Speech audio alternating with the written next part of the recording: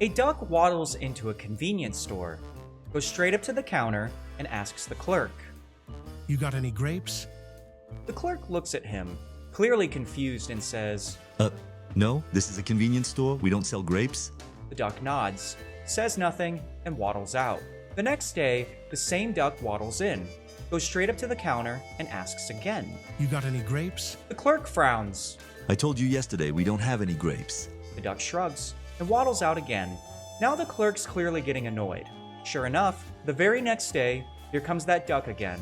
He hops up to the counter and says, "You got any grapes?" The clerk slams his hands on the counter and snaps. "Listen, we don't have any grapes. We didn't have any yesterday. We don't have any today. And we're not going to have any tomorrow. And if you come in here again asking for grapes, I'm going to staple your feet to the floor." The duck blinks, turns around, and waddles out. The next day, the clerk sees that duck coming in again.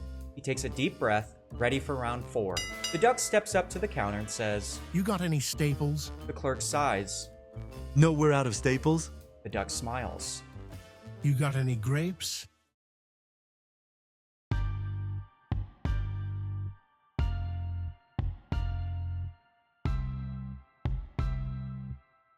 Welcome to Acquisition Pro Tips, where we seek to demystify and break down the essentials of government contracting, so you can navigate the process with confidence. I'm Josh, a warranted government contracting officer, and in today's video, I'll be explaining the differences between a personal and non-personal service. If you're a mission partner looking to establish a service for your unit, you'll need to build a requirements package before the contracting team begins their portion of the procurement process.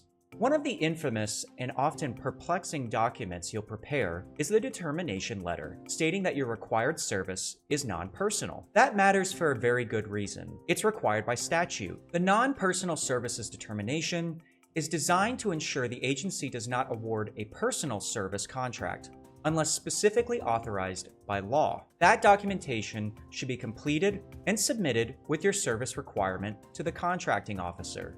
FAR 37 defines a non-personal services contract as one in which the personnel rendering the services are not subject, by contract terms or by the way it's administered, to the supervision and control that usually exists between the government and its own employees. To make that real, it helps to contrast it with a personal services contract. Now, a personal services contract is characterized by an employer-employee relationship between the government and the contractor's personnel. Normally, when the government needs employees, it hires them directly under competitive civil service procedures. Using a contract to obtain personal services sidesteps those laws unless Congress has specifically authorized it. That employer-employee relationship shows up when the government exercises relatively continuous supervision and control over the contractor's people performing the work. Put simply, in a non-personal services contract, the contractor manages and supervises its own employees while the government buys the service and oversees results. In other words, the government is purchasing outcomes, not hiring the individuals who perform them. The workers are employed by the contractor, not by the government, and they do not become part of the government's organization. For a quick example, if the Air Force hires a cleaning company to maintain office buildings on a base, that's a non-personal services contract. The company provides the service, and its employees answer to the company's supervisors, not the Air Force's personnel. If it were personal, those same workers would be task-directed day to day by government staff, sitting in government spaces, taking instructions like federal employees, which is generally not allowed without specific statutory authority. If you watched my previous video on becoming a Corps, this is exactly why a Corps does not direct contractor employees. The Corps observes performance and documents compliance or non-compliance against the PWS. The Corps does not supervise people. The CO has the authority to direct the contractor entity. I have authority? That's right. And people must respect it. Well, that should be fine, just fine. Fine, just fine. Oh no, nothing's worse than ACO. with authority. Regarding the contract, but even the CO does not direct individual contractor employees. That supervision remains the responsibility of the contractor. If a subcontractor is performing and there's an issue, the CO addresses it with the prime addresses it with the sub, and the sub directs its own employees to implement corrective action. That chain preserves proper roles and keeps the relationship compliant. Now let's walk through the government-contractor relationship hierarchy visual I've created and connect the arrows and symbols so the structure is unmistakably clear. We'll start with a personal services scenario. In a personal services contract, the hierarchy looks and feels like a government chain of command, which is the first warning sign for non-personal services. At the top, the contracting officer, represented by a white badge, holds the only contract authority to bind the government. They have a white arrow representing lines of contracting direction, because only they can direct the prime contractor in accordance with the contract and PWS. Communication within the government runs from the CO to the government supervisor, which is shown as a curved blue arrow because it's internal coordination. The problem emerges with the solid black arrow running from the government supervisor to the contractor personnel, which depicts day-to-day supervision. The government supervisor's black badge signals authority to direct, and the curved blue arrow looping back from the contractor personnel represents constant two-way communication, typical of a manager-employee relationship. In this setup, the contractor company loses actual supervisory control of its staff, while remaining on the hook for payroll and hiring, and the government effectively manages those contractor employees.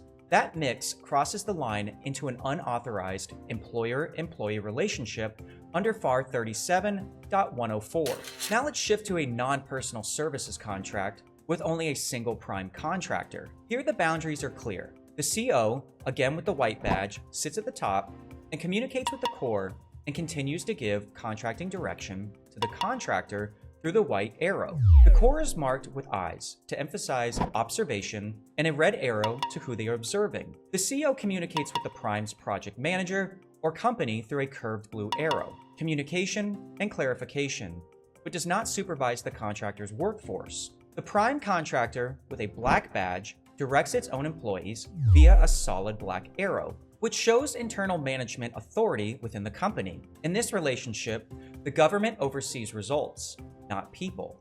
And the arrows reinforce that distinction. Curved arrows between entities for communication, and solid black arrows within the contractor's organization for supervision. Finally, let's add a subcontractor. The CO oversees the contract and the core observes performance. Just as before, communication about performance and contractual matters flow between the CO and the prime through a solid white arrow and a curved blue arrow, and the core maintains observation of performance objectives without directing the subcontractor's employees. Within industry, the solid black arrow shows the prime directing the subcontractor and the subcontractor directing its own employees, with black badges indicating management authority at those levels. The government, specifically the CO, communicates with the prime, not the subcontractor, because there's no privity of contract with the sub. Each party manages its own people inside its own organization, and the curved arrows never become direction across the government contractor boundary. Now that this visual is clear, let's anchor why this law exists in the first place. The prohibition on unauthorized personal services contracts in FAR 37 isn't arbitrary. It's grounded in constitutional accountability, fiscal law discipline, and federal employment policy. It preserves the line between federal employees and contractor personnel, so inherently governmental functions don't slip to non-federal actors. It prevents misusing appropriations by hiring through a services contract rather than Title V. It protects the government from being treated as the employer for liability purposes, and it keeps contracting integrity intact by ensuring we define what must be achieved while the contractor decides how to achieve it. When we supervise people, we are effectively hiring them. When we oversee outcomes, we are administering a proper non-personal services contract. Now let's take a look at the form itself, which is fairly straightforward, often a single page or two, explaining that you, as the mission partner or customer, have determined the services requested are non-personal based on the requirement's nature. The program manager or other official at the level specified by the agency should execute that certification in accordance with DFARS 237-503 Charlie. Even so, a signature alone is not enough. You are certifying a factual and legal conclusion, so the determination must be informed and accurate.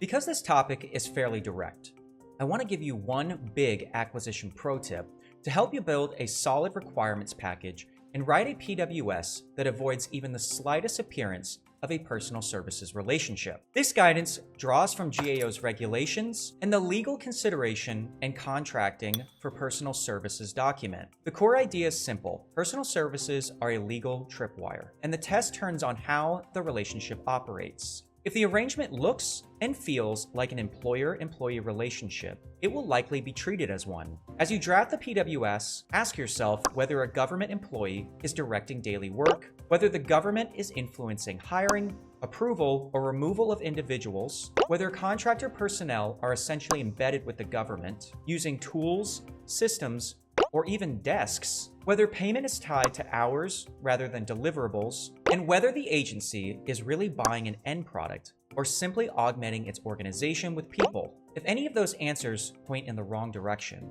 adjust the PWS's language to restore contractor autonomy. Remove phrasing like reports to the government, under government supervision, or performs other duties as assigned by the government, and replace it with outcome-based statements such as the contractor shall deliver the specified results to the standards in Appendix A. Tasks are coordinated through the core, and the contractor manages and supervises its personnel to meet performance objectives. The reason for this discipline is to protect civil service integrity, prevent fiscal law workarounds, and avoid government liability for contractor acts. Before you release your PWS, do a quick operational check.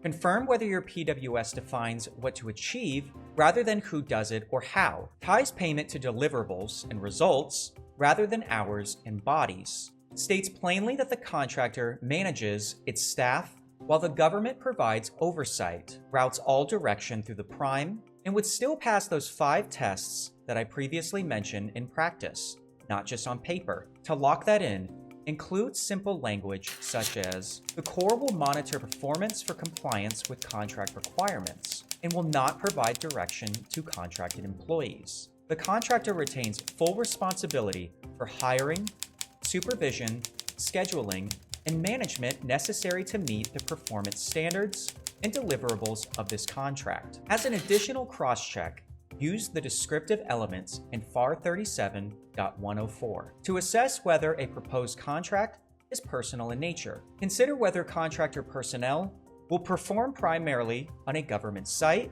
whether the principal tools and equipment are government furnished, whether the services are applied directly to an integral agency function, whether comparable services are normally provided by civil service employees, whether the need reasonably extends beyond a year, and whether the service's inherent nature or manner of its provision would require direct or indirect government direction or supervision to protect the government's interests, retain control of the function, or keep personal responsibility with a duly authorized federal officer or employee. And that's a mouthful. If any of those answers is yes, take extra measures in both drafting and administration to avoid creating, even unintentionally, an employer-employee relationship with a contractor personnel. Remember, results, not people.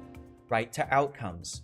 Pay for deliverables and keep supervision on the contractor side. You don't want to become another statistic in GAO decisions for establishing a personal services arrangement without proper authorization. If you're unsure, loop in your contracting team and your legal office. They'll help you make a sound non-personal services determination and keep your package squarely within the rules. In later videos, I'll dive into what an inherently governmental function is and why you'll need a separate inherently governmental determination signed by Manpower in your services requirements package before your contracting team can even begin the solicitation process. If you enjoyed this video and want to support the channel, please like, subscribe, and hit the notification bell so you never miss another acquisition pro tip.